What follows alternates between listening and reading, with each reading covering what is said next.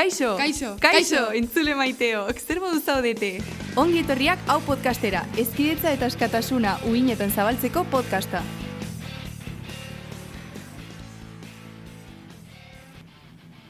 Egunon entzuleok, gaurko egunean askatasunako 5 ikasle elkartu gara arrazakiari buruz hitz egiteko. Hasteko, goazen geure buruak aurkeztera. Ni Beñat naiz eta Olago izena duen herri batetik nator. Egunon, ni Maier naiz eta Uhartetik nator. Kaixo guztioi, ni ez nauzue eta Basaraburuako Bailaratik nator. Kaixo, ni Asier naiz eta Antxoanekoa naiz. Aupa, ni Amaia naiz eta Burlatan bizi naiz. Edozer gauzarekin hasi baino lehen, eskerrak eman nahi dizkegu Asgard talde donostiarrari. Bere denboraren hautsa abestia sarreran erabiltzen uztegatik. Niri pertsonalki ikaragarria iruditzen zait.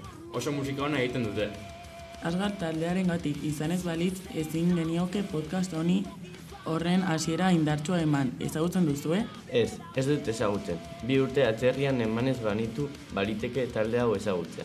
Hala ere, Asier lasai egon. Gaur egun talde hau aktiban baitago eta kontzertu berrien datak ere badituzte. Niri taldea asko gustatzen zait. Buruari galdetzkari natzaio, zer iruditzen zaizue gaurko gaia jorratzen hasiko bagina? Botako dudan galdera hau da. Uste duzu arrazakeria dagoela gaur egungo euskal gizartean? Nik uste dut gaur egun ez dagoela arrazakeriarik, euskal gizartean behintzat. Arrazakeria gure artean egongo balitz uste dut ageriago egongo litzatekeela. Egun batean lagun beltz bati galdetu nion ea arrazakeriarik bazegoen gure inguruan, eta ezetz esan zidan. Ni ez nago ados, gizartean arrazakeria agerikoa da noski. Ikusi besterik ez dago nire lagunek esaten dizkidaten komentario rasistak. Zuek horrelakorik gertatu alzaizue? Zoritxarrez, oraindik pertsona arrazistak daude. Pasaren astean nire lagunekin batera klaseko tipo bati galdezkari gintzaizkion ea zergatik esaten zituen gauza arrazistak. Niri pertsonalki horrelako komentarioak entzuteak nazka ematen dit. Horren adibide bat irakurri nuen pasaren egunean. Mugikorrean albisteak irakurtzen nintzelarik berri erakargarri bat irakurri nuen. Badirudi erakunde publikoetan arrazismo kasuak areagotu direla. Eskoletan adibidez, naiz eta kanpoko herrialdeko ikaskideekin lan egin, batzuk beraiekin gaizki portatzen direla eta liskarrak dituzte. Zer diozue? Egia da, ikasgeletan dagoen arrazismoa anitza da, eta hau penagarria da. Eta honi aurre egiteko, adibidez, Gipuzkoako SOS arrazakeria erakundea lanean ari da. Ikaste etxeetan zehar gidak kaleratzen dituzte, batzuk irakasleendako eta beste batzuk ikasleendako. Gida hauetan jarrera arrazistak nonakoak diren azaltzen dute. Jakin dezazuen, ongi etorri errefuxiatuak izeneko erakunde bat dagoela. Ongi etorri errefuxiatuak migratzeko eskubidearen eta behartutako arrazoiengatik leku aldatze diren pertsonen eskubideen aldeko gizarte plataforma bat da. Pertsonek eta erakundeek osatua. Plataforma honen helburuak informatzea, salatzea, antolatzea eta esku hartzea dira. Gainera manifak ere antolatzen dituzte. Zorionez horrelako erakundeak ere badaude. Egia da, Estatu Batuetan badago horrelako beste plataforma ezagun bat, Black Lives Matter du izena. 2013an sortu zen sare sozialetan mugimendu bezala. Trayvon Martinen erailketa eta gero.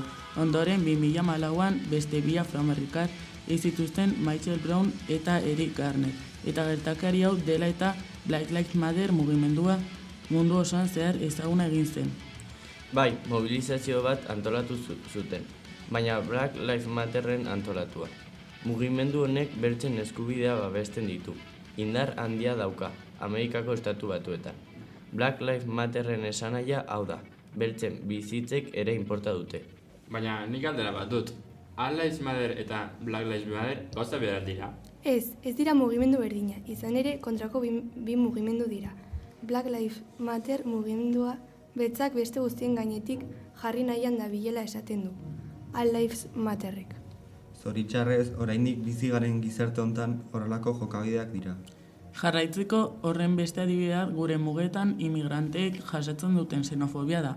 Honi buruzko bideo bikaina dago eitb.euseko Biba Zuek programan. Bertan, Papa izeneko imigrante baten kasuari buruz hitz egiten da. Egia da, programa hori ikusi nuen. Papa 2012an 11 urterekin Euskal Herrira etorritako gizona zen. Baina bere kasuan oso ondo hartu zuten. Hala ere, zailtasunak izan zituen etxea alokatzerako orduan. Etxeko jabeek Euskal Herriko pertsonei alokatzea nahiago zutelako. Gainera, begirada txarrak eta komentarioak ere jasan izan ditu. Beraz, nahiz eta laguntza jaso zuen, gure gizarte arrazistaren ondorioak ere jasan zituen.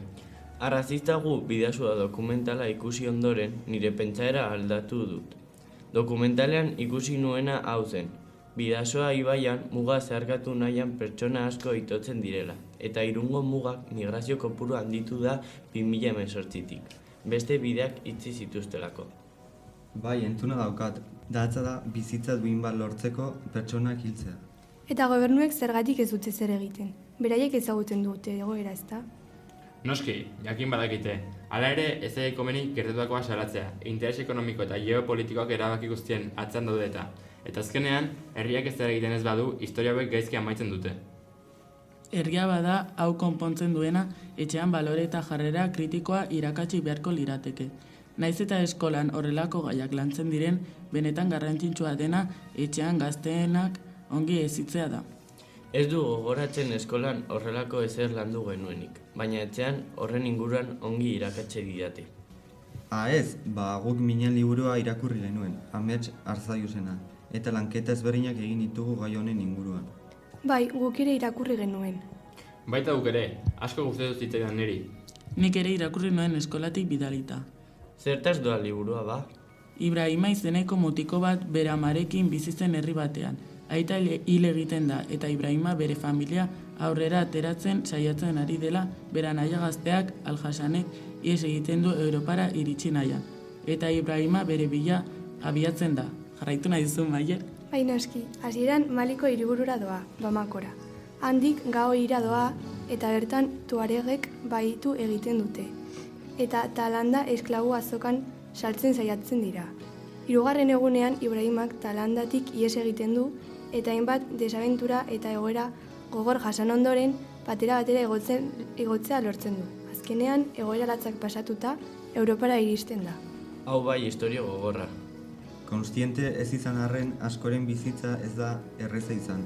Horregatik, etxean edo ikastetxean horrelako historiak lantzea lagungarria izan daiteke.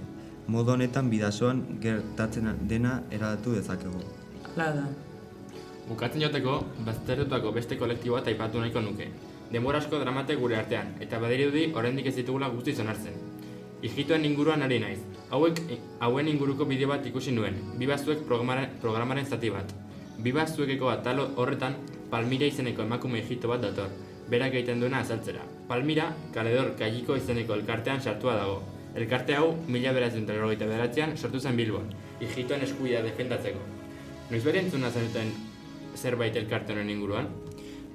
Bai, nik nozbait entzun dut horrelako elkarteen inguruan, baina egun batean Lamajari elkarteko pertsona batzuk etorri ziren gure ikastetxera, hitzaldi bat ematera, eta beraien kulturaren inguruan hitz egin zuten. Egia da, txarla hori oso interesgarria izan zen.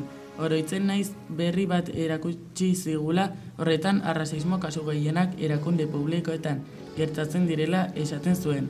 Nafarroko SOS arrazakeria elkartearen datuen arabera 73 dira zehazki, baina zoritxarrez beste kasu asko salatu gabe geratzen dira. Beno, ordua gainean daukagu. Podcasta bukatzeko zorian dago. Lehendabizi, espero dugu podcasta baliagarria izatea, hasieratik gure burua arrazismoa gelditzeko laguntzea da eta horretarako hausnartzera animatzen zaituztegu. Podcasta entzutean, zuek ere gai honi buruz hausnartzea baliagarria litzaiguke. Horrela egoera arrazista baten aurrean zentzuz jokatuko zenukete. Ongi pasatu duzue, nire aldetik behintzat esperientzia oso gomendagarria izan da. Bai, oso ondo, esperientzia zoragarria izan da. Nire ustez egin beharreko lanketa bat zen. Azkenean egunerokotasunean presente daukagun arazoa da. Eta hobe dugu umeei txikitatik gai honi buruz hitz egitea. Bai, noski oso gustura egon gara lan hau egiten, eta gauza asko ikasi ditugu, lan honi esker. Adibidez, migratzaile batzuetan esperientzia ezagutu ditugu eta bizi izan dituzten egoerak. Nire ere ikaragarri gustatu zait zuekin lan egitea podcasta grabatzeko. Asko ikasi dut eta uste dut garrantzitsua dela gai hauen inguruan hitz egitea. Espero dut podcasta hau entzuten duzuen guztiei hausnartarazteko ideia batzuk utzi izana. Oso gustora egon naiz podcast honetan lan egiten. Gai oso interesgarria da eta aldi berean oso garrantzitsua ere. Hurrengora arte, ongi segi. Agur, ondo izan.